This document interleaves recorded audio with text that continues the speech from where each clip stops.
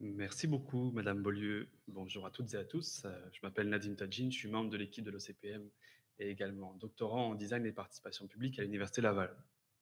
Alors, juste avant de débuter notre premier panel, laissez-moi vous donner quelques précisions sur le déroulement de cet après-midi. Le forum d'aujourd'hui porte sur les quartiers centraux et le centre-ville. Notez que cette délimitation n'est pas restrictive et que les panélistes ainsi que vos interventions peuvent porter sur l'entièreté du territoire montréalais. Alors, pour commencer, nous aurons tout d'abord un premier panel sur les thématiques du logement, de la mobilité, qui occupera la première heure. Ce panel sera suivi d'une série d'ateliers créatifs. Vous pourrez choisir parmi un des trois ateliers qui concernent la mobilité, l'aménagement des milieux de vie et le centre-ville. On prendra ensuite une petite pause de 15 minutes avant de revenir dans la grande salle pour le second panel, qui portera cette fois-ci sur le centre-ville, la vitalité commerciale et les espaces publics. On terminera enfin cet après-midi par un atelier, ici en grand groupe, une plénière dans la grande salle, sous la forme d'un questionnaire interactif. Vous aurez des manettes et on pourra suivre ensemble vos réponses en temps réel. Je vous expliquerai tout ce déroulement tout à l'heure. Laissez-moi vous rappeler quelques lignes, quelques règles concernant vos interventions au micro. À la fin de chaque panel, nous vous inviterons à poser vos questions de façon concise pour permettre au plus grand nombre de participer. Nous vous demanderons de bien vouloir vous nommer et aussi de préciser si vous représentez un groupe aujourd'hui. Nous tenons également à respecter l'alternance homme-femme dans les tours de micro. Notez que nos panels sont enregistrés.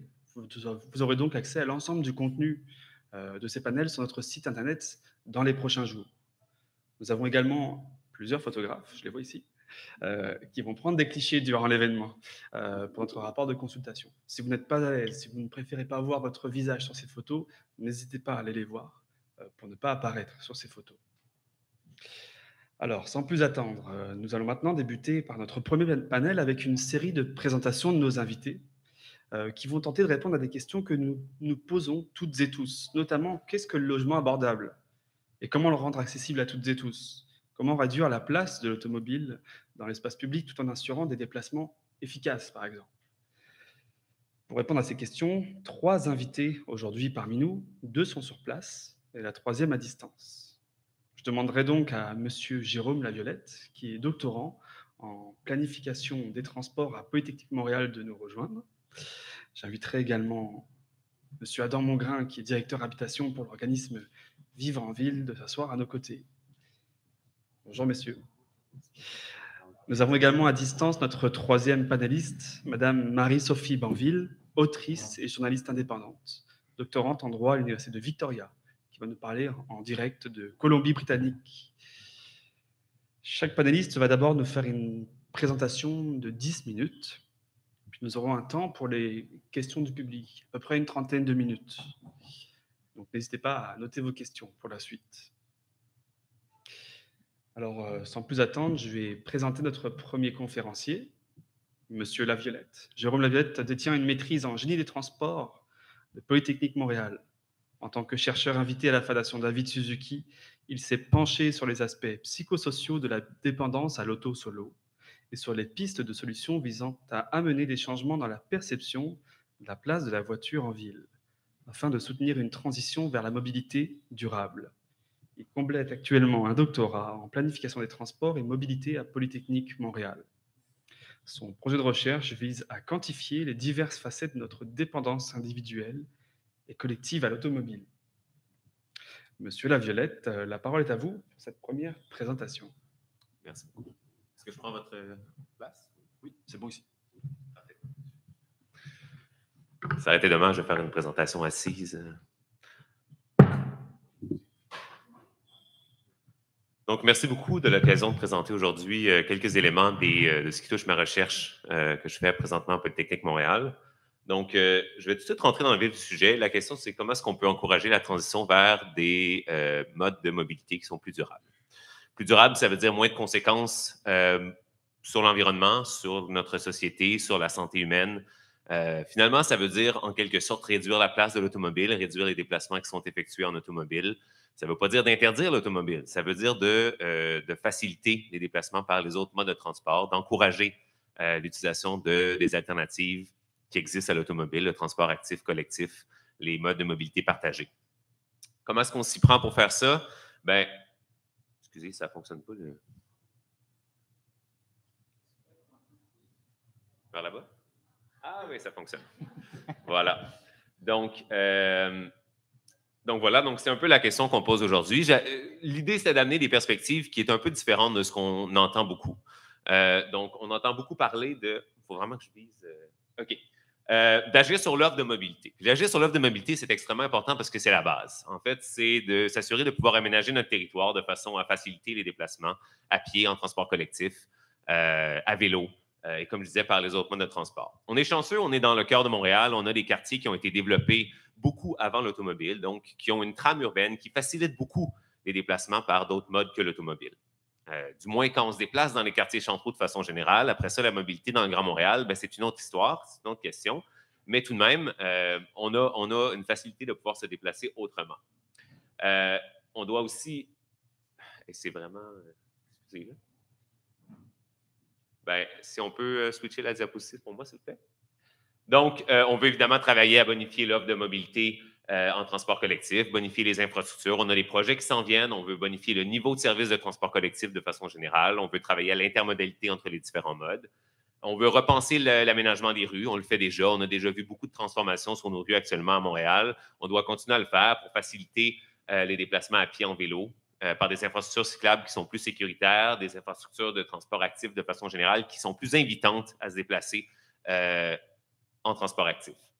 On veut bonifier les alternatives de mobilité partagée, donner l'accès à Bixi, à Communauto, à plus de gens parce que la recherche nous démontre que ça a des impacts positifs, que lorsqu'on donne accès notamment à l'autopartage, donc Communauto, ça permet de réduire la motorisation des ménages. Ça permet aux ménages d'avoir accès à l'automobile pour des déplacements qui sont difficilement faisables autrement qu'en automobile, mais sans devoir avoir les contraintes de posséder une automobile.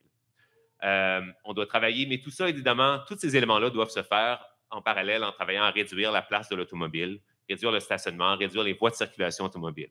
Ces derniers éléments, la case, elle est en noir. C'est plus difficile à faire, c'est des éléments plus contentieux, mais c'est essentiel, en fait, pour laisser plus d'espace à tous les autres modes de transport.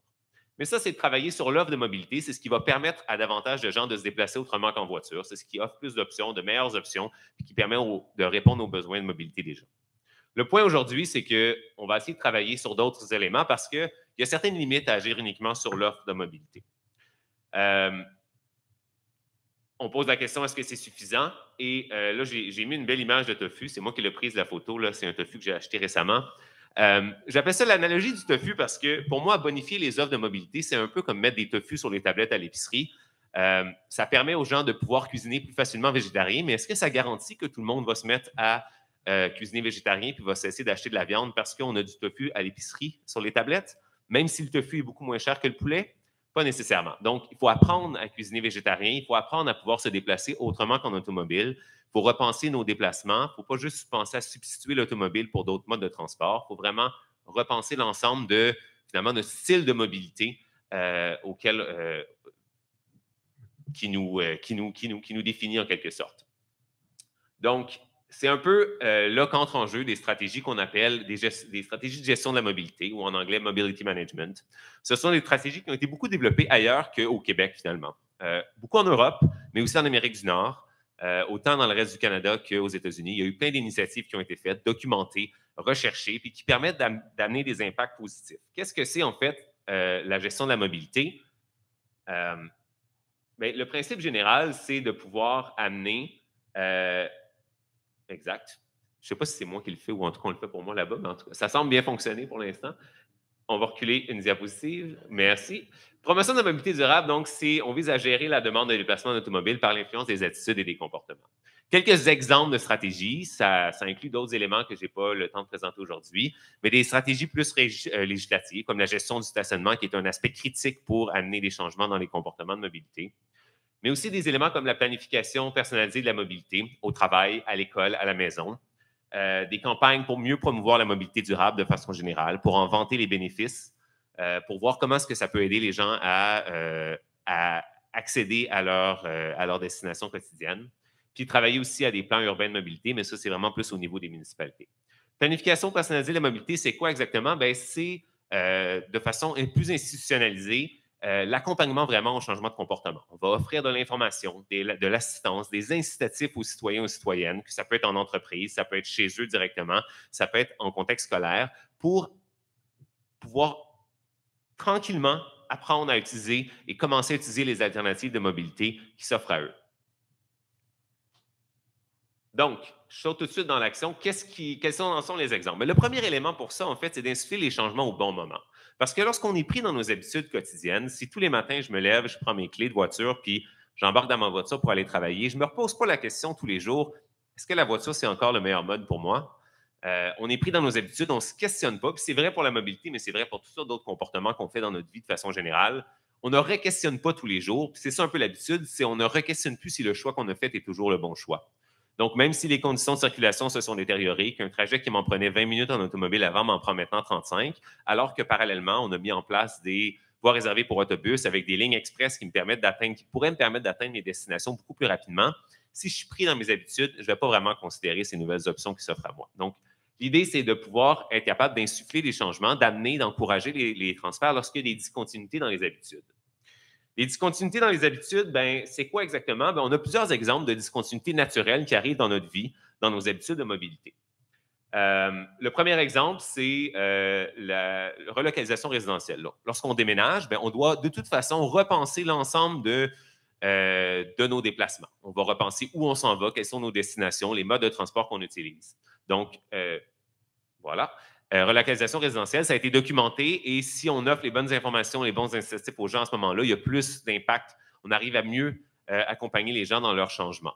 Il y a d'autres moments aussi, des déménagements d'entreprise, soit l'entreprise pour laquelle on travaille déménage, et donc à ce moment-là, il va y avoir de nouvelles options de mobilité pour se rendre à ce nouvel endroit, ou moi-même, je change d'emploi et donc il faut que je repense mes déplacements de toute façon. Ensuite, il y a des éléments aussi plus structuraux. Par exemple, lorsqu'on a des fermetures de routes importantes, et c'est le cas, ça va être le cas à Montréal bientôt, on a le pont-tunnel Louis-Hippolyte-Lafontaine qui va être en réflexion majeure. Les réflexions ont déjà commencé, mais ça va juste continuer à bouleverser les habitudes de mobilité des citoyens et citoyennes. Donc, ça va être une occasion de repenser un peu la mobilité. Puis il y a d'autres éléments là, comme le retour en pandémie là, qui a été moins documenté parce que c'est beaucoup plus récent, mais le retour au bureau après la pandémie peut être une occasion d'amener les gens à repenser leurs décisions de mobilité pour se rendre à leur lieu d'emploi. Donc, c'est un moment, donc c'est le bon moment, c'est extrêmement important. Ensuite, on va passer donc au changement de comportement. Parce que je parle depuis le début de changement de comportement. C'est quoi le processus de changement de comportement? Mais c'est de passer d'un comportement actuel, on va penser ici à utiliser l'automobile, par exemple, pour aller travailler, à utiliser d'autres modes de transport pour aller travailler. Donc, le processus de changement de comportement, ce que la littérature scientifique en psychologie notamment nous dit, c'est pas quelque chose qui se fait en claquant des doigts. On ne se lève pas un bon matin en disant « Ah, aujourd'hui, je vais complètement changer ma façon de me déplacer ». C'est un processus avec des phases psychologiques distinctes. On va passer. Positive. Voilà. Belles animations. Excellent. Donc, la première phase, en fait, c'est de dire que moi, je suis bien dans mon comportement actuellement. Je ne vois pas d'enjeu. Pourquoi est-ce que je devrais changer?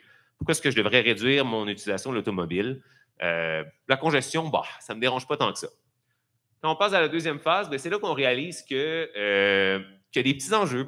Ça peut être, notre conscience environnementale a évolué, puis on se rend compte que l'automobile, ce n'est pas le mode le meilleur pour l'environnement, mais ça peut être aussi des enjeux sur la santé, des enjeux aussi, on est juste vraiment tanné d'être pris dans la congestion, dans le trafic tous les jours. Puis on se dit, il faudrait peut-être que je change. J'aimerais ça me déplacer autrement, j'aimerais ça réduire l'utilisation de mon automobile. Fait que, tranquillement, on va être plus ouvert, on va rentrer dans la troisième phase.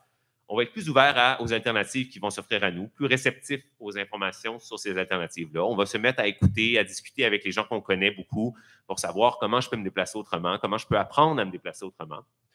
Quand on arrive dans la phase de mise en œuvre, c'est là qu'on va vraiment opérationnaliser notre comportement. C'est-à-dire qu'on va se dire, OK, la semaine prochaine, je vais essayer d'aller travailler pas en automobile. C'est possible de le faire. J'ai regardé le trajet. C'est 7 km à vélo. Il annonce beau. Ça tombe bien. J'ai un vieux vélo dans le garage. Je vais m'en servir. Je l'ai fait mettre au point à la petite boutique pas loin de chez moi. Ça devrait être bon. J'ai demandé des conseils à Catherine au bureau qui, elle, se rend en vélo tous les jours. Fait que je suis prêt. Voilà, lundi prochain, j'y vais. Donc, c'est vraiment l'opérationnalisation de notre changement. Puis la dernière phase, c'est là, une fois qu'on a fait le changement plusieurs fois puis qu'on est dans notre nouvelle phase, il faut être capable de prévoir les obstacles. Il il annonce 4 jours de pluie, qu'est-ce que je vais faire? Est-ce que je vais pouvoir me déplacer à vélo sur 4 jours de pluie? J'ai des réunions importantes, je ne peux pas arriver tout trempé. Donc, il faut être capable de mettre en place des stratégies pour nous permettre de continuer dans notre nouveau comportement. Donc, c'est de façon générale, je l'ai présenté brièvement. L'idée de procéder par étapes, c'est qu'on est capable de, je vais sauter cette diapositive-là, on est capable d'adapter les interventions aux phases de changement de comportement, c'est-à-dire cibler les phases dans lesquelles se trouve notre public cible.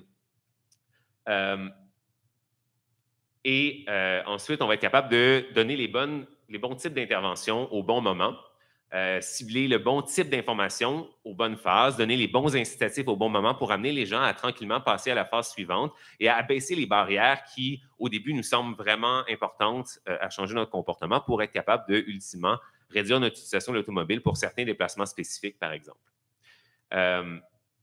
Tout ça, évidemment, ça c'est lié avec ce qu'on appelle, il faut qu'on amène les gens à développer ce qu'on appelle une motivation autodéterminée. C'est quoi la motivation autodéterminée? Bien, ça s'appuie sur 3 éléments.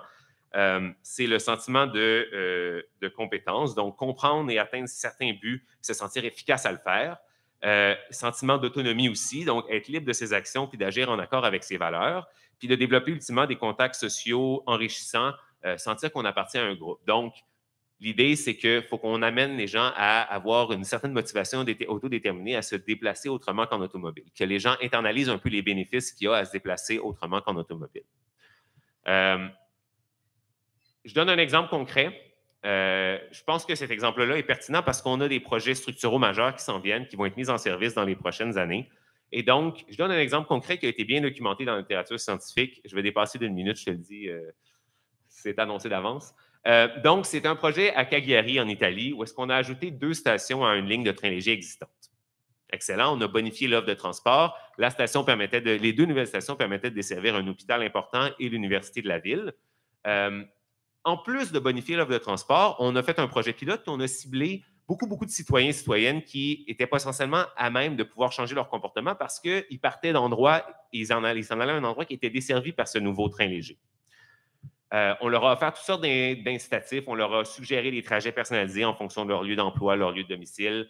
On a parlé des désavantages de l'automobile, des bénéfices généraux du train léger.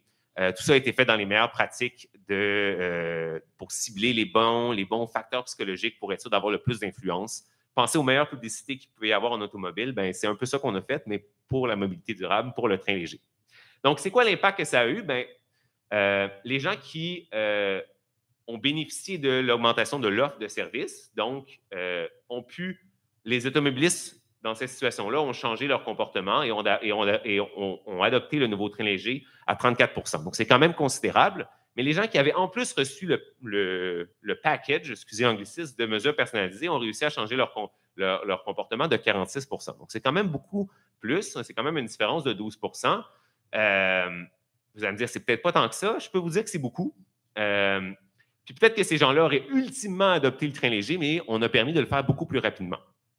Donc, c'est un exemple que je trouvais qui était pertinent pour ici. Donc, ce qui m'amène à ma conclusion. Donc, l'idée, c'est de permettre aux gens de pouvoir se déplacer autrement. Donc, pouvoir se déplacer autrement, c'est le premier point. C'est là qu'entrent en jeu les mesures qui visent à bonifier l'offre de transport alternatif à l'automobile. Il faut que les gens sachent comment se déplacer autrement. Ça peut paraître trivial pour des gens qui sont déjà multimodaux, mais faire du vélo en ville quand on n'en a jamais fait, ce n'est pas nécessairement facile. Se déplacer en transport collectif quand ça fait 10 ans qu'on ne l'a pas fait, comment je paye, c'est quoi l'horaire de bus, comment je fais pour regarder l'horaire de bus, c'est toutes des questions qui peuvent vraiment nous paraître triviales quand on le fait de façon régulière, mais si on est en auto depuis 10 ans, on ne le sait pas nécessairement. Puis ultimement, on va amener les gens, et c'est là la motivation autodéterminée, à vouloir se déplacer autrement, à vouloir avoir des modes de transport qui sont plus sobres en carbone. Donc, tout ça, quelques rappels sur ce que je viens de dire. Soutenir l'adoption des modes durables, c'est bonifier les alternatives à l'auto, mieux faire connaître ces alternatives-là. Si personne ne connaît les nouvelles alternatives, ben, ça va être difficile pour les gens d'adopter ces nouvelles alternatives-là. Profiter des discontinuités dans l'habitude. Mieux cibler les gens à travers, par exemple, la phase du changement de comportement, mais il y a toutes sortes d'autres stratégies de segmentation qui sont beaucoup utilisées en marketing, qu'on pourrait utiliser pour mieux cibler nos interventions en mobilité et finalement, ben, combiner les approches pour plus d'impact. Merci beaucoup de votre écoute. C'est chiant. Merci, Monsieur Laviolette. On s'excuse pour On s'excuse pour cette petite manette défectueuse. C'est bon. On retient que les changements d'habitude, ce n'est pas uniquement relatif à l'offre qui est accessible au centre-ville, c'est aussi une question de message. En tout cas, c'est un travail sur le long terme, c'est ce que je sens ici. Je vais maintenant donner la parole à notre second invité, Monsieur Adam Mongrain, directeur habitation chez Vivre en Ville, un organisme qui fait la promotion des collectivités viables depuis 25 ans. Vous vous intéressez aux mécaniques de fixation de prix dans le marché immobilier, principalement dans le cadre du projet Porte, un laboratoire de solutions pour l'abordabilité et la durabilité en habitation. Vous travaillez également sur l'établissement d'un registre des loyers publics obligatoire et universel, en particulier à travers l'initiative que vous avez peut-être vue, l'initiative citoyenne qui porte le nom de registre des loyers citoyens. Monsieur Mongrain, la parole est à vous.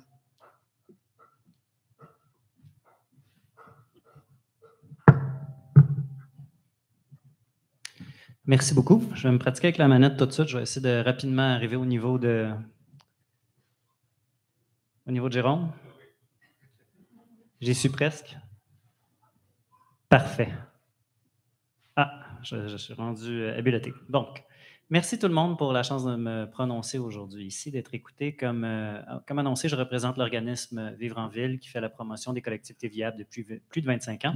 Le laboratoire de solutions sur lequel j'ai travaillé, Porte, est issu d'un constat qui s'était posé à l'interne que les bonnes pratiques en aménagement du territoire et en développement durable étaient parfaitement compatibles avec une hausse des prix qui faisait que les milieux les plus complets, les plus riches en services, les plus riches en offres de transport actif se retrouvaient être aussi les plus dispendieux. Puis, à terme de cet exercice-là, qui allait être en mesure de profiter de toute cette richesse qu'on créait, mais seulement les personnes qui étaient capables de se le payer. Donc, le laboratoire a été lancé pour s'adresser à ce problème-là en particulier. Je vais commencer avec un élément de contexte ici parce que je pense que tout le monde sait que ça coûte cher les loyers de ces temps-ci. Je ne suis pas certain qu'on a tous les mêmes chiffres. Je vais vous partager les chiffres les plus récents que j'ai. Non, peut-être pas celui-là. J'en ai trop fait. Donc, juste vous montrer l'appréciation en prix. OK, j'en ai encore trop fait. On va travailler en équipe, Régis et moi. Les chiffres les plus récents, tels que rapportés par l'Association professionnelle des courtiers immobiliers du Québec, voici la hausse des prix des maisons unifamiliales en 2008, 2018 et 2021. Donc, selon la base de 2008, vous voyez Plateau-Mont-Royal, c'est plus 152 %, donc plus que le double. Côte-Saint-Luc, plus 164, Antique, plus 122 et Villeray-Saint-Michel, par extension, nous sommes plus 159. J'aimerais attirer votre attention sur le fait que l'écart de temps entre les deux barres de droite, c'est seulement 3 ans. Donc, on a pris 10 ans pour se rendre à la barre jaune dans la première barre orangée, puis ensuite seulement 3 ans pour faire ce progrès-là par la suite. On a vu dans les nouvelles dernièrement qu'il y a peut-être un petit ralentissement au niveau des prix immobiliers. Je vais me mouiller, je vais faire des prédictions, puis au pire, j'aurai tort. On ne perdra pas la hausse qui a été accumulée dans les dernières années. Et ça va reculer un peu, ça ne reculera pas au point qu'on va retrouver les prix qu'on avait en 2008. Maintenant, on sait que ça coûte cher dans les quartiers centraux. Quelque chose qui est aussi important, c'est à quel point ça coûte plus cher dans les quartiers centraux de Montréal que dans d'autres quartiers centraux ailleurs sur la planète. Ce que vous voyez à l'écran, puis là, je vais me permettre de peut-être jouer avec le temps qui m'est alloué, mais c'est vraiment important qu'on regarde tout le monde ça ensemble. C'est la hausse des prix en termes réels, donc ça veut dire que l'inflation est calculée dans les chiffres que vous voyez à l'écran, dans 7 pays différents entre 2000 et 2020. Vous voyez, pas l'époque, mais bien l'année à laquelle les prix sont rapportés dans le coin en haut à droite. Là, en 2008, on est dans la crise des subprimes aux États-Unis. Donc, vous voyez, les États-Unis à droite, ça va beaucoup moins bien qu'ailleurs. À partir de 2012, on est maintenant en 2012, le Canada trône au sommet en ce qui a trait à l'appréciation des prix en immobilier en termes réels. Donc, l'inflation est déjà calculée dans ces chiffres-là. Je continue à parler un peu pour faire la diversion parce que je veux vraiment me rendre au bout du vidéo pour que vous voyez à quel point ça l'a apprécié. Donc, blablabla, je continue. Il reste peut-être 10 secondes. Voilà. Ça, c'était il y a 2 ans. Regardez l'écart qui nous sépare du Royaume-Uni, de la France, des États-Unis, de l'Espagne, de l'Allemagne et de l'Italie. Au niveau du pouvoir d'achat, il n'y a rien qui va aussi mal que le Canada en ce moment. On a vraiment perdu beaucoup de valeur du dollar par rapport aux biens immobiliers et c'est relativement unique dans le monde. Unique à quel point? J'espère que je n'ai pas pesé 2 fois. Parfait. Ce qu'on voit ici, c'est les courbes du pouvoir d'achat et du prix des maisons avec nos voisins les plus près, les États-Unis. Ce que vous regardez dans le graphique à gauche, c'est que le prix des maisons a reculé par rapport au pouvoir d'achat aux États-Unis. Donc, même si on voit des maisons qui coûtent plus cher aux États-Unis parfois à la hauteur du pays, ben, ils ont quand même plus d'argent pour se payer des maisons que nous, on en a. Ce que vous voyez à droite, ben, c'est la barre noire, le prix des maisons, puis la barre rouge, c'est le pouvoir d'achat qu'on a. Donc, indépendamment qu'on se dit, bon, on a vu des maisons à San Francisco, puis ça coûte 8 millions de dollars, au niveau de la somme qu'on a dans nos poches, puis le prix que ça coûte habiter, c'est ici que ça va le plus mal en ce moment, ou c'est ici que ça s'est plus détérioré à l'échelle de la planète entière.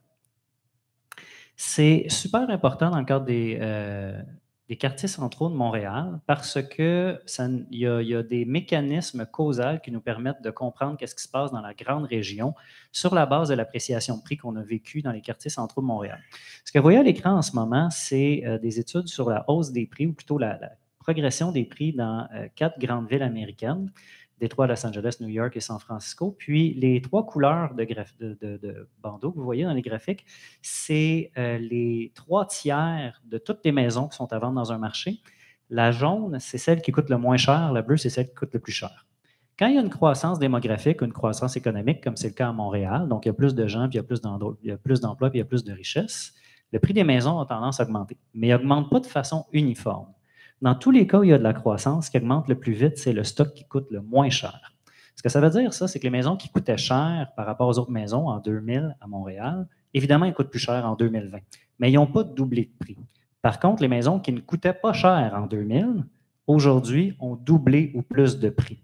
C'est important parce que le Urban Institute de Washington, D.C. a établi que l'écart entre le prix médian, j'y suis presque, on recule, l'écart... C'est égayant quand même, ça met du dynamisme dans la présentation.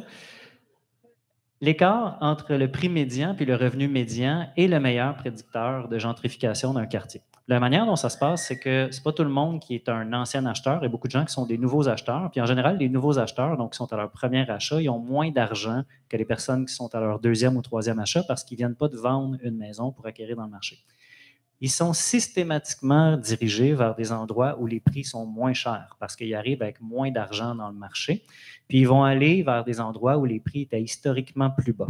Donc, plus l'écart entre le prix médian dans la région est élevé et les revenus médians, pas une belle phrase, mais vous avez compris, plus les gens vont se retrouver à acheter dans les milieux où ça ne coûtait pas cher avant. Puis ça donne évidemment beaucoup de déplacements puis beaucoup de pression gentrificatrice ou de pression de déplacement sur des endroits où est-ce que historiquement ça ne coûtait pas cher. Ce que vous voyez, c'est le top 6 de la gentrification aux États-Unis. Évidemment, Los Angeles, c'est assez fou comme mesure. On connaît bien les histoires d'horreur qui viennent de San Francisco. Vous devez savoir qu'entre 2018 et 2020, le ratio prix médian, revenu médian pour la région de Montréal, donc pas le centre de Montréal, la région de Montréal, était à 7,78, donc au-delà de San Diego, juste en dessous de San Francisco.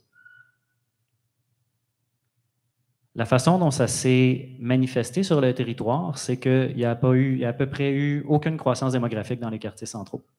La hausse des prix qu'on a vécue, dont le noyau est vraiment le cœur de Montréal, ça a exercé une force centrifuge. Puis toute la croissance démographique des 20 dernières années s'est dirigée vers l'extérieur de la ville. Toutes les pointes que vous voyez ici, c'est la croissance de population entre 2000 et 2020, telle que rapportée par Radio-Canada il y a quelques semaines. J'invite votre regard vers le centre de la carte, les quartiers centraux. Il n'y a pratiquement aucune croissance démographique qui a eu lieu dans le cœur de Montréal. J'ai pris une petite note ici, puis je vais juste m'assurer de dire le bon chiffre. Donc, si on prenait toutes les pyramides, toutes les pointes violettes, puis on les additionnait, ça représente 659 000 personnes. Puis, ça représente dans la région une augmentation de 18,2, mais une perte de densité de 9,7 %. Pour référence, c'est un chiffre que je pense que c'est important de garder en tête. On est dans Villeray-Saint-Michel, Parc Extension. Ici, le pic de population, on ne vient pas de l'atteindre, le pic de population tel que rapporté par le recensement, c'est en 1966, où il y avait 201 000 personnes dans l'arrondissement. Ici, on est aujourd'hui à 144 000. Donc, ça veut dire qu'il y a 50 000 personnes de moins qui habitent dans le quartier ici aujourd'hui qu'il y en avait en 1966. Ce qui s'est passé, évidemment, avec la hausse des prix, c'est qu'on a fait grande place au Drive Until You Can Qualify. Jérôme l'a évoqué ici. Donc, on a beaucoup financé des autoroutes, puis ouvert du développement résidentiel d'intérêt agricole parce que, comme ça coûte trop cher dans les quartiers centraux, puis les gens veulent accéder à la propriété, mais les gens conduisent jusqu'à un endroit où ils sont en mesure de s'établir. C'est un enjeu qui dépasse les frontières des quartiers centraux de Montréal, mais qui a un impact direct sur la qualité de vie de tous les citoyens à Montréal et au Québec, parce que ce n'est pas soutenable. Ce que vous voyez à l'écran, la carte, c'est les émissions de carbone par ménage dans la grande région de Montréal. Puis il faut comprendre que tout ce qui n'est pas jaune très clair, ce n'est pas durable. Donc, tout le monde en ce moment qui habite dans les couronnes nord, sud, première, deuxième, émettent trop de carbone par rapport à ce dont on a besoin d'émettre pour atteindre nos cibles en matière de résilience et de lutte au changement climatique.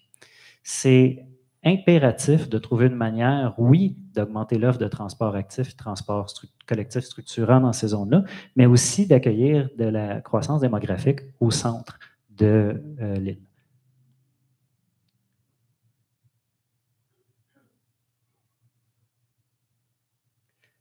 Évidemment, personne ne peut dire ben, « moi, j'ai seulement 100 $ pour le loyer ici qui est 2000 $, mais c'est important pour l'environnement, fait que vous allez me laisser rentrer. » Donc, il va falloir trouver une manière de rétablir l'abordabilité dans le centre de l'île. À cet effet, je pense que c'est vraiment important d'accepter la complexité. Le logement abordable, c'est une drôle de mesure. L'abordabilité, c'est une drôle de mesure parce que c'est nécessairement à deux échelles. L'abordabilité, c'est les moyens qu'on a, puis le prix, ça coûte. Le logement abordable, mettons tel que défini dans la stratégie nationale sur le logement de la SCHL, ça veut dire 30% des revenus bruts d'un ménage sont en mesure de payer l'habitation. Mais selon cette mesure-là, à peu près toutes les maisons dont l'hypothèque est payée est abordable. Selon cette mesure-là, le quartier d'Outremont, où je ne me souviens plus de où on est aujourd'hui, mais en 2020, le prix médian, c'était 1,8 million de dollars pour la maison, mais c'est un des quartiers les plus abordables de Montréal, compte tenu que la majorité des ménages qui y sont en mesure de payer l'hypothèque avec seulement 30% de leurs revenus. Donc, ça évite énormément de confusion sur qu'est-ce qu'on veut dire quand on parle de logement abordable. Puis à cet effet-là, on a décidé dans nos travaux de ne pas essayer de se donner une définition qui allait être immuable, mais de travailler sur une autre définition qu'on estime plus productive. Donc, je vais mettre la diapositive à l'écran, puis j'espère vraiment que c'est le punch de ma présentation parce que je trouve que c'est extrêmement important. Plutôt que parler de logement abordable, on souhaite créer un contexte d'abordabilité. C'est quoi un contexte d'abordabilité? C'est un contexte dans lequel tous les ménages peuvent faire des choix pour se loger sans sacrifice au niveau des postes de dépenses essentielles et dans lequel les prix n'augmentent pas plus vite que les revenus. Donc, il y a deux éléments extrêmement essentiels. C'est un peu redondant, mais très, très important dans cette définition-là. Premièrement, c'est un contexte. Le logement abordable, ce n'est pas une unité. On est dans une situation de marché où si les personnes déménagent, ils trouvent plus qu'une option avec leur budget, peu importe leur budget. Donc, ça veut dire qu'il faut une abondance, donc des choix à toutes les tranches de revenus. Puis finalement, les prix n'augmentent pas plus vite que les revenus. Parce que ça, c'est essentiel pour la pérennité, si on parle de la réflexion 2050. Il faut absolument qu'on réussisse à contrôler l'écart qui se creuse entre les revenus puis les prix. Parce que même si on établissait aujourd'hui un contexte dans lequel tout le monde ici pouvait déménager facilement, si les prix augmentent plus vite que les revenus, ça va durer 5, 10, 15 ans, puis après ça, on va retrouver dans la situation où est-ce qu'on était. Maintenant, pourquoi est-ce qu'on parle de tout ça dans le cadre de la réflexion aujourd'hui? C'est qu'on a découvert des choses qui fonctionnent et qui sont en mesure de créer une abordabilité dans les contextes tels que les nôtres. Mais c'est dur. C'est extrêmement choquant au niveau des efforts puis au niveau des changements individuels et collectifs que quand on arrive à proposer une solution ou quand on arrive au moment décisionnel, on dit « OK, on va essayer de créer de l'abordabilité », il va y avoir 1 million de raisons pourquoi pas le faire. Ça va être des bonnes raisons. Puis tout le monde ici va avoir sa raison préférée pour laquelle on ne fera pas la chose qui va amener de l'abordabilité. Pour réussir à faire du chemin sur la question, il faut que l'abordabilité devienne la chef caractéristique de toutes nos décisions en aménagement parce que c'est souvent la première chose qui saute. Ça prend une intention à laquelle on souscrit toutes nos interventions. Puis on sait que ça marche parce que ça a fonctionné ailleurs. Ici, vous voyez les courbes de prix. Je ne sais pas si vous avez remarqué tantôt ma diversion pendant qu'il y avait la vidéo, c'était aussi pour vous distraire du cas de l'Allemagne où les prix réels ont reculé pendant plusieurs années. Il existe des territoires, des pays industrialisés où le pouvoir d'achat est fixe ou progressif par rapport au prix des maisons. Il n'y a pas comme il y a pas de gouvernement ou d'édit qui lie la Suisse, l'Allemagne et le Japon dans leurs décisions. Ils font ça de façon spontanée. Mais dans tous ces contextes-là, ils ont réussi à établir une abordabilité pérenne. Donc, des prix qui n'augmentent pas plus vite que les revenus et des choix pour toutes les personnes qui voulaient déménager. Pendant ce temps-là, regardez la courbe des prix. Ça, c'est la même période Nouvelle-Zélande, au Royaume-Uni puis au Canada. Vous comprendrez bien que ce n'est pas une question que le bois est gratuit ou que le béton est gratuit en Allemagne ou que les capitalistes japonais détestent le profit. Ils sont vraiment dans un contexte d'abordabilité qui permet à tout le système de travailler dans cette direction-là. Puis, tantôt, je parlais des choix difficiles. Pourquoi est-ce qu'on devrait se soucier de ça? Pourquoi est-ce qu'on devrait travailler pour se donner ce contexte-là? Après tout, il y a peut-être des gens ici qui sont déjà installés dans les quartiers centraux, qui y sont bien, puis ce n'est pas vraiment leur problème si les gens s'en vont habiter à Terrebonne ou à Longueuil. Puis je ne fais pas des accusations à vous, je pense que c'est un sentiment tout à fait légitime. Pourquoi est-ce que ça nous préoccuperait si nous, on est déjà établis comme ça, qu'il y a des gens qui essaient s'installer à Laval ou à Saint-Jérôme? Mais à terme, c'est nous les autres. On ne peut pas aménager dans une maison pleine. Puis si la capacité résidentielle des quartiers centraux est fixe, puis qu'on fait tout le développement résidentiel immobilier à l'extérieur des quartiers centraux, nous-mêmes, nos enfants, nos amis, nos parents, tout le monde qu'on connaît, nos collègues, va être contraint tôt ou tard, parce qu'on finit par déménager dans la vie, à s'éloigner des quartiers centraux. C'est vraiment important d'envisager que si on ne se donne pas les choix issus de cette abordabilité-là, tout le monde va en faire les frais éventuellement. Même si en ce moment, la manière dont ça s'organise, ça fait un grand transfert de richesse vers les personnes déjà établies. Ces personnes-là vendent, ils vont se retrouver dans un contexte inabordable, puis ça va manger l'entièreté de la plus-value qu'ils ont réussi à dégager. Donc, pas seulement à des fins de s'intéresser à la question des personnes qui viennent s'installer, mais aussi pour notre propre dignité puis notre propre qualité de vie plus tard, c'est impératif d'envisager un contexte d'abordabilité coûte que coûte. Dernière petite note sur les choses très concrètes, parce que là, j'ai vraiment été dans la haute théorie rapidement, mais avant de vous laisser, je vais vous montrer quelque chose. On parle du point d'équilibre dans le marché du logement comme 3 %. Je ne sais pas si vous avez déjà vu ça dans les nouvelles. On dit 3 % c'est le taux d'équilibre, il faut le rétablir. Le taux d'inoccupation est en bas de 3 %, une crise du logement. Dans les faits, les loyers ne commencent pas à reculer avant qu'on ait un taux d'inoccupation de 10 %. C'est l'espace qu'il faut créer. Si on veut être dans une situation où on est dans un marché d'acheteurs perpétuel, donc les vendeurs sentent une pression de réduire les prix, puis on est dans un marché décentralisé, donc ça va nécessairement se passer avec une échelle de marché immobilier, donc calqué sur le bassin d'emploi, ça prend tellement d'options qu'il y a 10 % de taux d'inoccupation. Puis on est évidemment très loin de se rendre là. Ça invite évidemment un calcul qui est glissant, qui est dangereux. S'il n'y a pas assez de place pour tout le monde, ben, on pourrait se débarrasser du monde. Puis je ne dis pas de façon caricaturale, mais je veux aller au-delà de la réflexion pour dire, est-ce que c'est vraiment le genre de situation dans laquelle on veut se mettre, de dire, il y a trop de gens qui veulent habiter à Montréal, puis on n'a pas notre 10 %, il faudrait rendre ça plus dur d'arriver à Montréal pour s'assurer qu'il y a toujours 10 %. Ça nous amène à un endroit très noir. On va faire des choix nécessairement arbitraires sur la qualité des personnes. Donc, je nous invite à envisager de quoi aurait l'air l'aménagement du territoire, de quoi aurait l'air un urbanisme qui prévoit faire de la place pour tout le monde qui veut habiter en ville.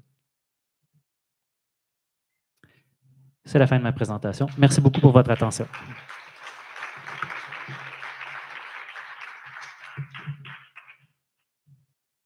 Merci, Monsieur Mongrain. Merci de faire parler ces chiffres.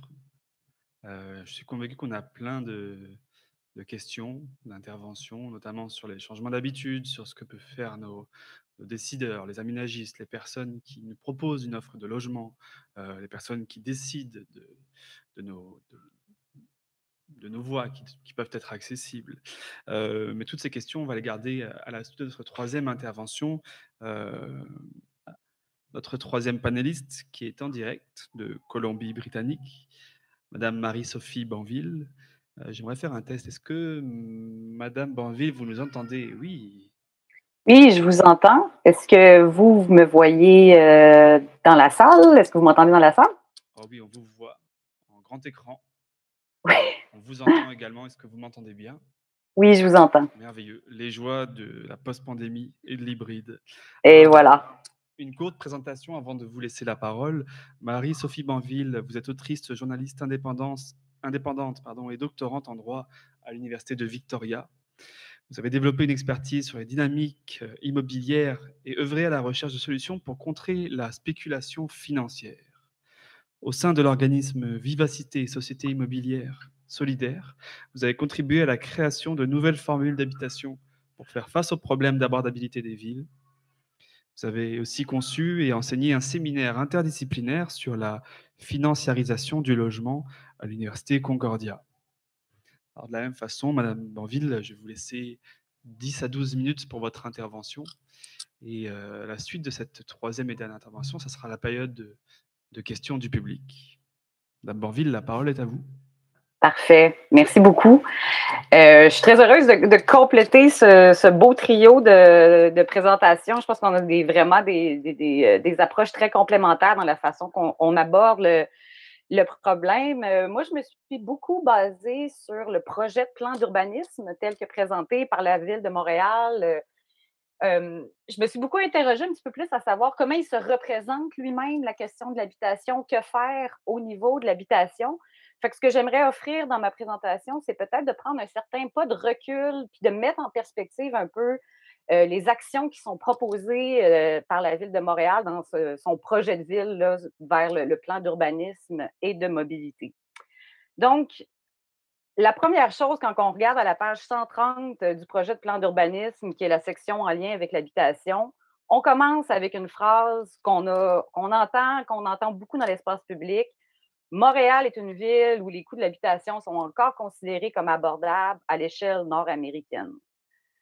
Pour avoir été moi-même, maintenant je suis de retour dans le milieu académique, je suis en train de faire mon doctorat, mais pour avoir été longtemps sur le terrain au niveau de la production du logement abordable lui-même, c'est une phrase que j'ai entendue souvent et c'est souvent une phrase qui a été utilisée par des politiciens et politiciennes pour reconnaître le problème d'abordabilité, mais en même temps tempérer l'urgence d'agir un peu. De se dire, écoutez, Montréal, c'est pas Toronto, c'est pas Vancouver, ça va encore bien. Donc, on reconnaît qu'il y a une crise, mais en même temps, euh, on la tempère un peu, on la relativise. Je pense que la présentation d'Adam vous a vraiment expliqué à quel point Montréal se retrouve dans un contexte national qui est celui du Canada où ça va vraiment pas bien au Canada. Puis je pense que vu qu'on est dans notre espèce de bulle nationale, des fois, on en vient à oublier à quel point l'univers, l'atmosphère dans lequel on baigne est très, très critique.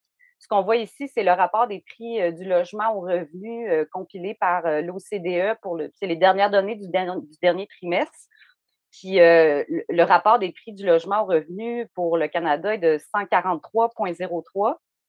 Puis l'année de référence, c'est 2015. Donc, ça veut dire que depuis 2015, les prix de l'habitation ont progressé 43 plus rapidement que les revenus au Canada, ce qui le place très, très haut dans le triste palmarès au niveau des pays de l'OCDE et qui en fait le premier pays au niveau de l'inabordabilité dans les pays du G7.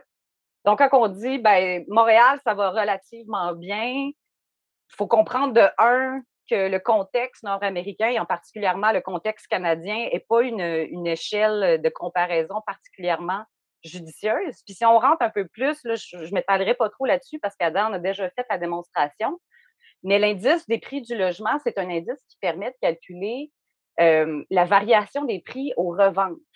Fait que souvent, quand on dit Montréal est plus abordable que New York ou San Francisco, on pense au prix réel. Fait que, une maison à New York, ça coûte moins cher en prix réel qu'une maison à Montréal, ce qui est vrai. Mais ce que la progression de l'indice des prix du logement, ce que ça nous renseigne, en fait, c'est quoi la variation des prix quand une propriété change de main? Donc, à chaque revente d'une même propriété, à quel point le prix augmente. Fait que ça nous donne, disons, une autre lunette pour comprendre l'abordabilité relative de Montréal. Puis ce qu'on remarque, c'est qu'entre 2002 et 2022, les prix ont progressé, selon cet indice-là, de 314 à Montréal. C'est 50 plus rapidement qu'à New York. Donc, c'est pas parce que la situation à Montréal va mieux qu'à Toronto ou Vancouver qu'elle va bien. Donc, j'inviterais peut-être, là, quand on réfléchit à l'abordabilité de Montréal, est-ce que c'est nécessaire de commencer d'ouvrir notre section sur l'habitation en se disant, ben ça va mieux à Montréal qu'ailleurs? Ça pourrait être intéressant d'adopter un autre discours qui nous place dans un autre type de posture pour ouvrir la discussion sur la question de l'abordabilité de l'habitation. Donc, là, la section sur l'habitation du plan d'urbanisme commence avec « ça va mieux à Montréal que dans le reste de l'Amérique du Nord ». La phrase qui suit « des efforts soutenus sont quand même à déployer afin de préserver l'abordabilité de Montréal. Des outils ajoutés récemment permettent d'influencer l'offre résidentielle, notamment le droit de préemption et les règlements visant à améliorer l'offre en matière de logement social, abordable et familial. » Et là, il y a un parallélisme incroyable entre ma présentation et celle de Jérôme, parce que c'est justement sur la question de l'offre que j'aimerais attirer votre attention. Souvent, lorsqu'il est question d'abordabilité, il y a une convergence au niveau des solutions basées sur l'offre. Il faut construire plus de logements, il faut construire plus de logements sociaux, il faut construire plus de logements abordables. Puis c'est assez intéressant de voir qu'il y a une espèce de convergence entre la droite puis la gauche, si on veut. À droite, les promoteurs immobiliers vont vous dire il faut construire plus de logements privés. Puis à gauche, FRAPRU, tous les organismes de défense des droits du logement, puis qui promeuvent la construction de davantage de logements sociaux, vont vous dire la même chose. Il faut augmenter l'offre de logements sociaux.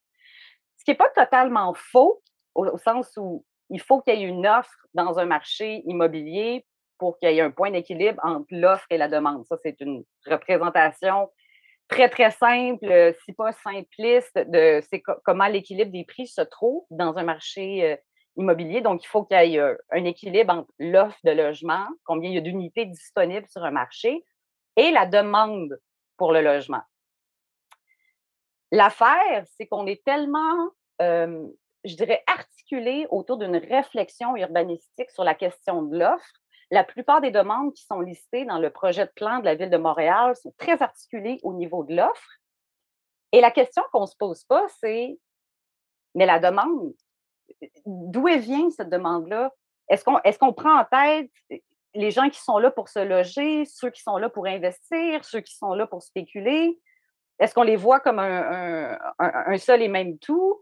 Puis je ne rentrerai pas dans ces détails-là aujourd'hui, mais si on continue à creuser notre réflexion sur qu'est-ce qui constitue la demande immobilière, la demande pour l'habitation au Canada, ce qu'on va rapidement réaliser, c'est que ça fait au-dessus de 20 ans que l'échelon fédéral, par la Société canadienne d'hypothèques et de logement, par la Banque du Canada et par le biais des programmes d'accession à la propriété du gouvernement fédéral lui-même, ça fait 20 ans qu'on a le pied sur l'accélérateur de la demande avec des bas taux d'intérêt, avec toutes sortes de mesures qui font que la demande ne cesse de croître, on ne cesse de la stimuler. Puis après ça, à l'échelle des villes, on se dit il faut qu'on rattrape l'offre, il faut qu'on rattrape l'offre, il faut qu'on construise plus. C'est vrai, mais en même temps, il faut commencer à avoir cette réflexion-là un petit peu plus large, à savoir, OK, comment on agit aussi sur la demande, comment on interpelle l'échelon fédéral pour lui dire, là, il faut falloir que tu enlèves le pied de l'accélérateur de la demande pour qu'on soit capable, nous, de récupérer ce manque-là. Puis comment aussi, à l'échelle d'une ville, à travers un plan d'urbanisme, à travers la façon qu'on aménage les territoires, on peut commencer aussi à réfléchir en termes de comment on agit sur la demande, comment on influence la demande. Donc, la façon que je vous inviterais, mettons, à voir ça, c'est de voir l'offre et la demande dans un marché immobilier comme des boutons là, pour du volume. Donc, il faut penser à des mesures qui permettent de diminuer une offre qui est nocive, puis d'augmenter une offre qui est dite bénéfique. Fait que la façon que je décris une offre nocive, puis nocive au regard de l'abordabilité, bien sûr, mais une offre qui serait nocive, c'est si on ne fait que produire ce que j'appelle, entre guillemets, une monoculture de condos trop chers. Donc, si l'industrie immobilière n'est pas réglementée de façon à l'influencer à produire ou pas certains produits, elle va continuer à produire uniquement du condo trop cher parce que c'est ce qui est le plus rentable pour elle. Puis de la même façon, si on est un peu plus sophistiqué dans notre réflexion sur comment on peut introduire des mesures pour diminuer l'offre qui est nocive, réglementer les pratiques d'investissement immobilier des entités publiques, parapubliques, fiscalisées. Griffintown, au centre-ville de Montréal, 50% des unités qui ont été construites à Griffintown l'ont été par le biais du fonds immobilier de la FTQ, qui est un fonds d'investissement qui bénéficie d'avantages fiscaux importants. Donc, ça pourrait être intéressant aussi à avoir cette réflexion-là, à se dire comment on peut utiliser les fonds d'investissement qui ont un lien avec le secteur public pour les orienter vers la production d'une offre qui est plus bénéfique. Et de l'autre côté, justement, l'offre bénéfique, c'est d'avoir un continuum. J'adore la description que tu as faite, Adam, d'un contexte d'abordabilité.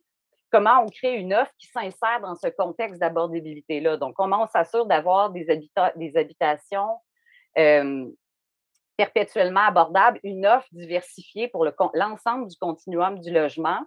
Adopter des règlements d'inclusion est un autre exemple de façon d'augmenter l'offre bénéfique. Puis ça, la Ville de Montréal est déjà bien, bien avancée là-dessus. Et de l'autre côté, comment on peut commencer à réfléchir en termes de qu'est-ce qu'on peut faire pour diminuer la demande nocive et augmenter la demande bénéfique. Ce que je veux dire par diminuer la demande nocive, c'est la demande qui est spéculative, qui est là purement, c'est la demande des investisseurs puis des spéculateurs, en fait. Comment on peut mettre des mesures en place qui envoient le message? Écoutez, vous pouvez bien être là avec votre argent prêt à investir dans l'immobilier montréalais pour faire de l'argent rapidement, mais on a mis en place des choses qui encadrent la demande dans notre marché, qui font que si ce qui vous intéresse dans la vie, c'est de faire de l'argent rapidement, allez investir en bourse, achetez-vous des bitcoins, faites ce que vous voulez, mais intéressez-vous pas à l'immobilier montréalais parce que c'est pas un endroit, parce qu'on a mis en place une série de taxes, de mesures fiscales qui permettent de contraindre la demande spéculative, qui découragent les surenchères. Donc, c'est possible d'agir aussi à ce niveau-là à l'échelle d'une ville. Et de la même façon, on se revire de bord, puis on augmente la demande qui est bénéfique. Fait que pour moi, la demande qui est bénéfique, la façon que je la décris, c'est si tu es dans le marché montréalais, puis que ton but, c'est d'habiter Montréal et non pas juste d'y investir ou d'y spéculer, bienvenue, le tapis rouge fiscal est là pour toi. On a modulé la taxe foncière pour reconnaître le fait que tu es un propriétaire occupant. On peut aussi penser à développer des avantages fiscaux pour les gens qui choisissent de vendre leur propriété à des OBNL ou à des coopératives, par exemple. Donc, il y a possibilité de réfléchir à ce niveau-là. Puis, ma dernière réflexion, qui sort peut-être un peu du cadre, je dirais, traditionnel, c'est que de plus en plus, puis ça, je le salue vraiment, je vois que la Ville de Montréal, les pouvoirs publics commencent à réfléchir à la question de l'habitation, non plus juste en termes de il faut construire plus d'unités, il faut construire plus d'unités, mais en termes de maîtrise foncière. De se dire, c'est aussi la terre, c'est le foncier qui devient de plus en plus inabordable. Donc, nos politiques, nos mesures d'intervention au niveau de l'habilité, de l'abordabilité, devraient aussi avoir une meilleure maîtrise du foncier. Et là, on en parle très peu dans le projet de plan d'urbanisme, la question de la réconciliation. C'est un peu un vœu pieux. On est comme, on aimerait ça que ça se passe, mais je pense peut-être qu'on ne sait pas exactement comment s'y prendre. Mais peut-être une porte qui pourrait être intéressante à réfléchir, c'est de se dire, tous nos outils de maîtrise foncière, dans le cadre du plan d'urbanisme, on les pense en fonction du droit civil, qui est le droit de la province du Québec. Puis ce que vous voyez ici, c'est tous les signataires de la Grande Paix de Montréal, qui a été un traité très, très important signé en 1703 à Montréal. Puis ce que vous voyez ici, c'est l'ensemble des droits, des systèmes de droit, donc le droit français, le droit civil, mais aussi le droit Haudenosaunee, dont font partie les Mohawks, le droit Anishinaabe, le droit Cri, le droit Wendat. Donc, tous ces systèmes de droit-là ont eu force de loi à Montréal. Et ce sont des systèmes de droit qui existent encore toujours. Ils ne sont pas reconnus à leur pleine mesure par l'État canadien, bien que c'est en train de changer. Mais une piste qui pourrait être intéressante, c'est de commencer à se dire, si on commençait à réfléchir le plan d'urbanisme, non pas juste en termes du droit civil, mais aussi du droit Haudenosaunee, qui est le droit des Mohawks, Geodagé Montréal. Ça pourrait ouvrir des portes intéressantes aussi à la façon dont on réfléchit. C'est quoi les valeurs, c'est quoi les obligations qui sous-tendent notre relation avec le territoire, notamment la question de l'abordabilité. Pour vous donner quelques exemples très, très rapides, la ville de Victoria, où je me trouve en ce moment, vient de créer un fonds de contribution à la réconciliation à travers même son mécanisme de taxe foncière. Donc, les propriétaires peuvent verser à même leur taxe foncière des fonds qui sont versés à la réconciliation. La nation Tsleil-Waututh à Vancouver a créé son protocole de consultation. Donc, certains endroits du territoire doivent être faits en accord avec l'aménagement pensé dans le droit canadien par la ville de Vancouver versus le droit Tsleil-Waututh de cette Première Nation-là qui est sur le territoire de Vancouver. Puis en Alberta aussi, la municipalité de Slave Lake puis le Sawridge First Nation ont décidé de faire carrément un plan d'urbanisme conjoint, donc de mettre leurs deux systèmes de droit, ce qu'on appelle faire du droit transsystémique, à contribution dans la façon qu'ils ont réfléchi leur aménagement du territoire. Donc, ça pourrait être intéressant aussi de réfléchir des approches comme celle-là quand on réfléchit à l'abordabilité de Montréal puis des solutions qui sont possibles. Donc, je m'arrête ici.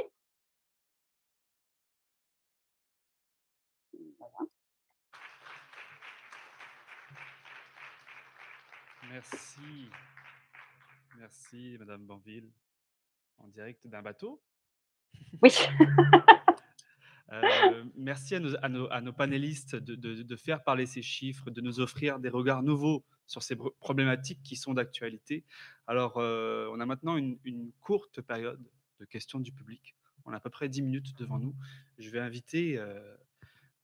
on a une personne de l'OCPM ici qui va faire circuler un micro. J'ai une première intervention là-bas. Je vous inviterai à des interventions concises, s'il vous plaît. Bien sûr. Merci. Mon nom est Marie-Noëlle Pichelin, je suis une simple citoyenne.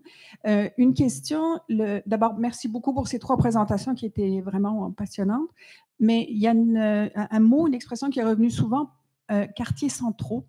Qu'est-ce qu'on entend par quartiers centraux?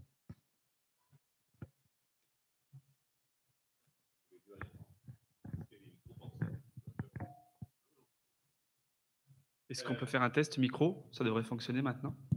Oui. Semblerait. En effet, c'est une bonne question.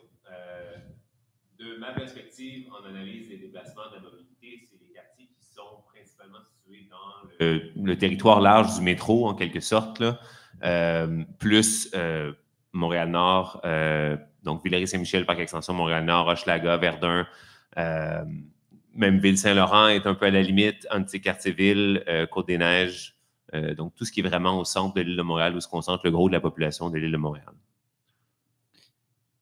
Personnellement, je pense qu'il y a autant de réponses que de répondants à cette question-là. Pour le bénéfice de l'analyse que je présente aujourd'hui, je pense que quartiers centraux, on pourrait parler de temporalité. Les quartiers qui ont été développés avant l'automobile partagent certaines caractéristiques au niveau de la forme urbaine puis la trame urbaine. Il y a une cassure très nette avec les quartiers qui ont été développés un coup que l'automobile était partout. Puis, ce n'est pas une frontière très rigide. Évidemment, il y a certaines percées de centralité dans des quartiers qui ne sont pas des quartiers centraux, mais les quartiers centraux sont les noyaux spéculatifs. En général, le prix des maisons est beaucoup plus élevé dans ces endroits-là. Puis, les prix en immobilier sont toujours établis en se regardant les uns les autres. Donc, les choses sont toujours chères ou pas chères par rapport à ce qui est vendu ailleurs.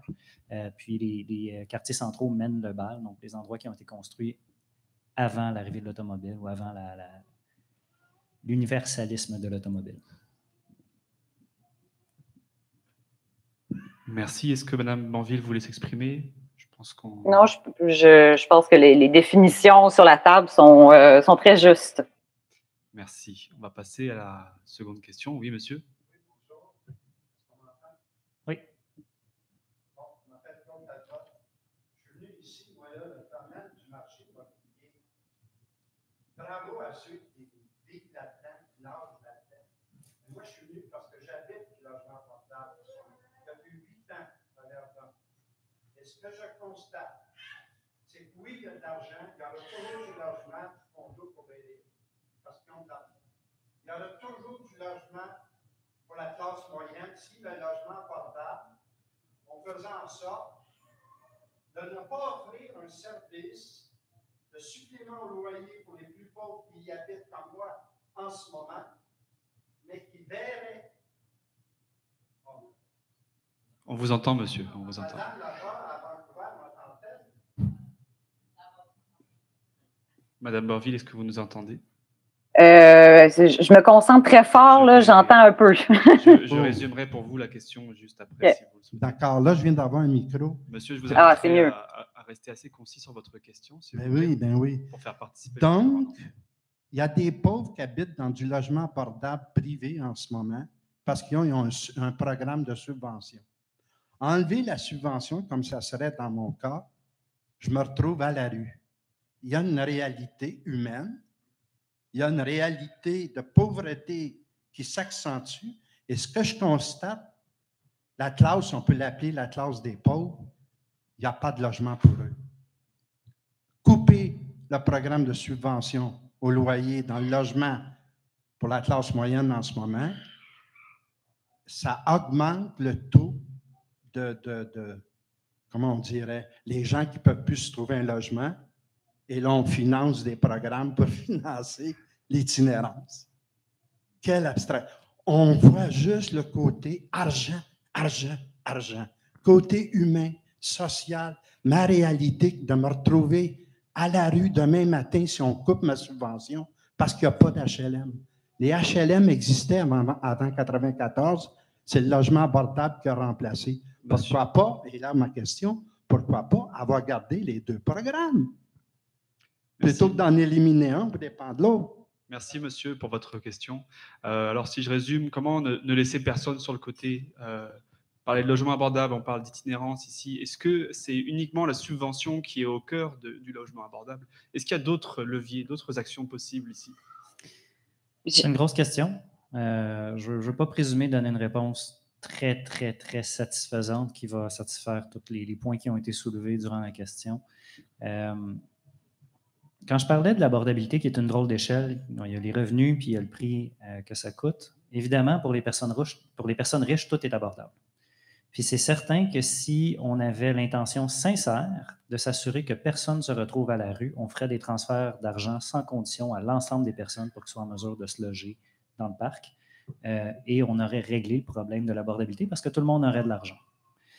Ce n'est pas sur la table parce qu'on est en proie à l'idée qu'il n'y en a pas assez pour tout le monde, puis qu'on ne va quand même pas faire des cadeaux à ceux qui ne méritent pas. Je pense que c'est un fait social, c'est quelque chose qui dicte beaucoup de nos orientations. Je vais prendre position très fortement pour le transfert d'argent aux personnes qui n'ont pas d'argent sans condition pour qu'ils soient en mesure de se loger autant bien que possible. Donc, la subvention au loyer, ça peut fonctionner, mais aussi des revenus garantis, ça pourrait fonctionner. On a vu que le taux de pauvreté a d'ailleurs chuté notoirement pendant l'existence de la PCU au Canada parce qu'il y a des gens qui avaient enfin de l'argent. Par contre, au niveau du logement abordable, les coûts de réalisation et les coûts d'acquisition pour créer du logement hors marché ont explosé à même raison que les coûts de réalisation et les coûts d'acquisition du marché privé. Puis, les sommes à dégager pour créer un nouveau HLM en 2022, c'est incomparable à ce qu'il fallait mettre sur la table en 1960.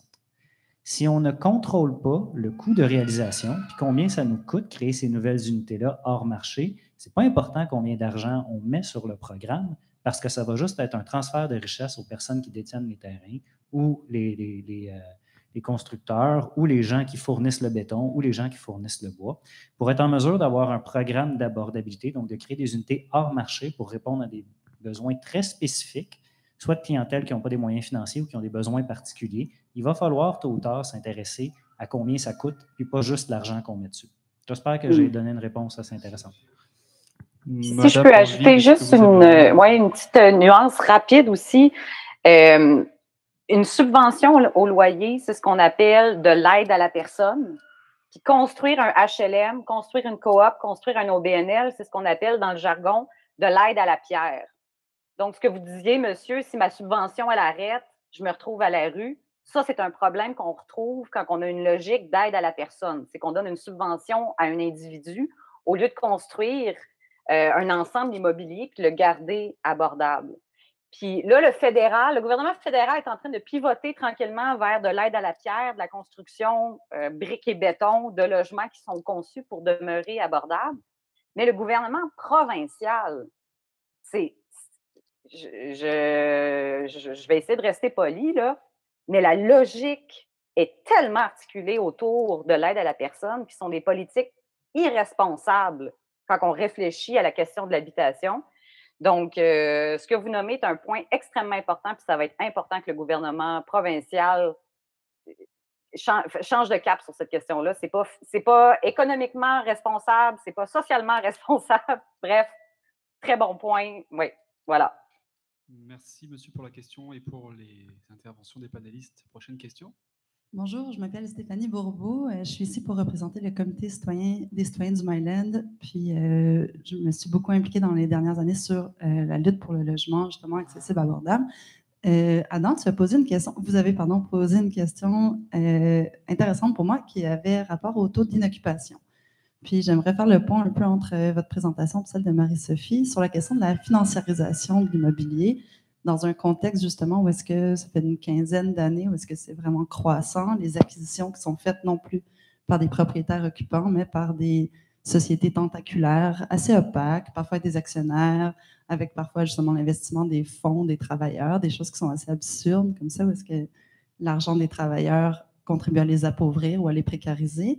Il y a des villes européennes où est-ce qu'il y a des immeubles qui valent des millions de dollars qui sont inoccupés parce que c'est pas, tu sais, ça devient marginal, les revenus de location, les grandes sociétés qui investissent pour faire de l'argent, parce que les immeubles ne sont plus des lieux d'habitation, ils n'ont plus de valeur d'usage, mais une valeur marchande strictement, puis que leur prix ne cesse d'augmenter.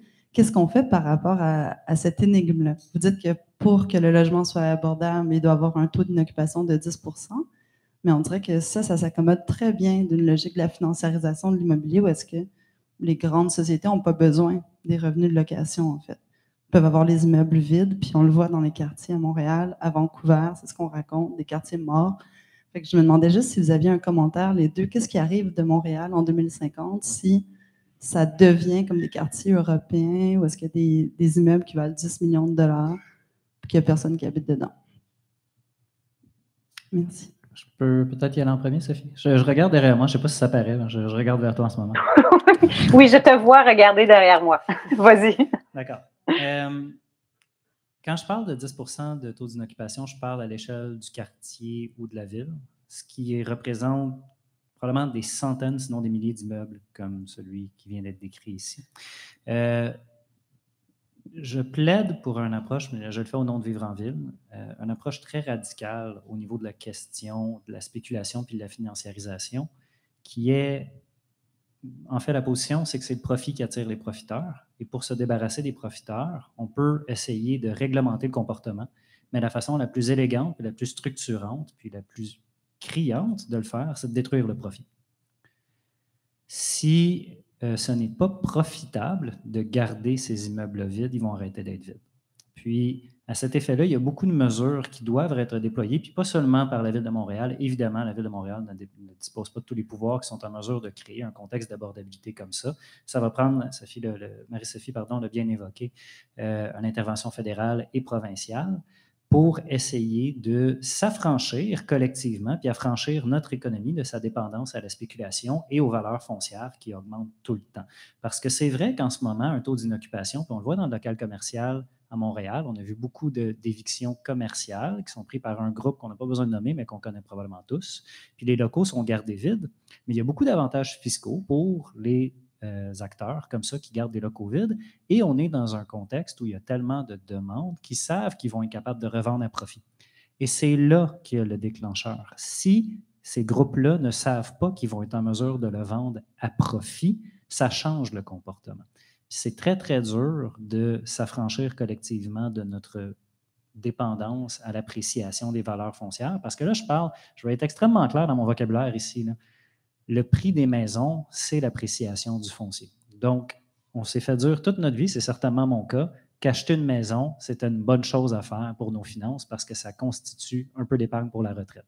c'est précisément ce qui doit arrêter d'être vrai pour arriver dans un contexte d'abordabilité. Donc, j'ai évoqué tantôt les choix difficiles qu'il y a en face de nous, puis les millions de bonnes raisons qu'on va avoir pour pas aller dans cette direction-là. Tant qu'on est en mesure d'épargner en étant propriétaire occupant, on est dans une situation où est-ce que les règles du jeu vont pouvoir être tordues en faveur de la financiarisation puis de la spéculation. J'espère que j'ai éclairé un peu ce que je voulais dire.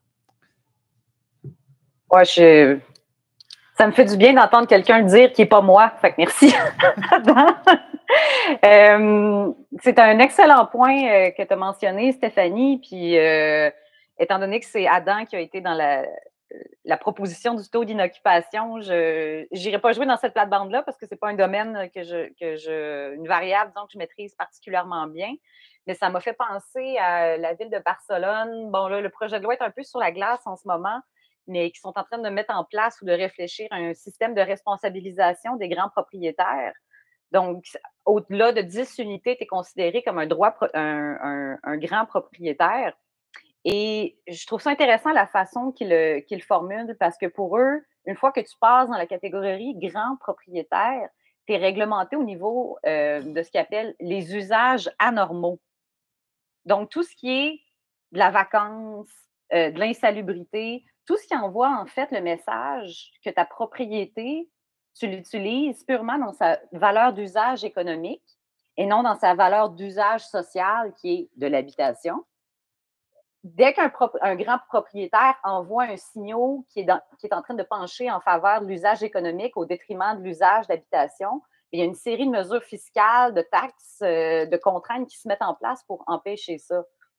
Donc, je pense que c'est extrêmement prometteur de réfléchir de plus en plus nos politiques d'habitation de cette façon-là et de ne pas juste être dans le discours « il faut construire plus de logements sociaux, il faut construire plus, il faut construire plus ».